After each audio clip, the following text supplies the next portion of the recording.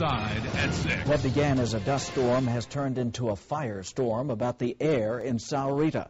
The county says a mine owned by Asarco is contaminating the air, and some people are getting sick. We sent 9 on Your Side's Marianne Martinez to find out what's going on.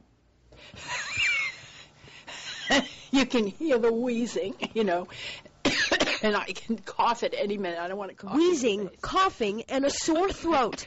Eileen Belove has had those symptoms since a December 22nd dust storm. Her husband, Jack, took these pictures on that day.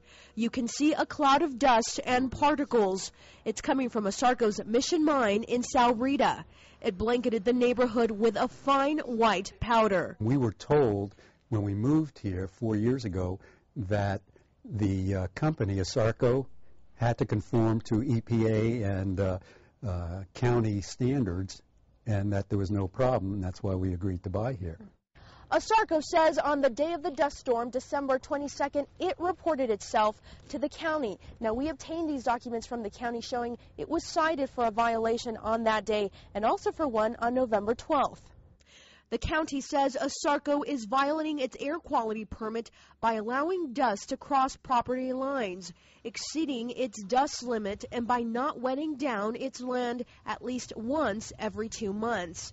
Asarco didn't want to speak to us on camera, but sent us this statement. Quote, "This was caused by extraordinarily high wind conditions at Mission and across the valley on that day.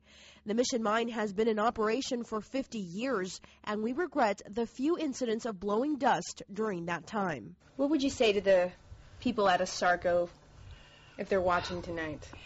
You say you want to be good neighbors. Well, be good neighbors. Since December 22nd, Asarco says it has taken action. Some it had started before the dust storm to prevent this from happening again. That's part of what Asarco must do to prevent a lawsuit from the county, but it likely will not escape a fee, and that could be up to $1,000 per day that it was in violation. Marianne Martinez, kgun 9 on Your Side. Marianne, in cases like this, is it even possible to stop the dust? It is possible to stop the dust to some degree. There is some planting that can go on to keep the dust from rising, but the winds were extraordinarily high. If you remember, that was the same day that there was a multi-car crash near Casa Grande. So with winds that high, it's hard to tell how much they can actually prevent. Okay, Marianne, thank you.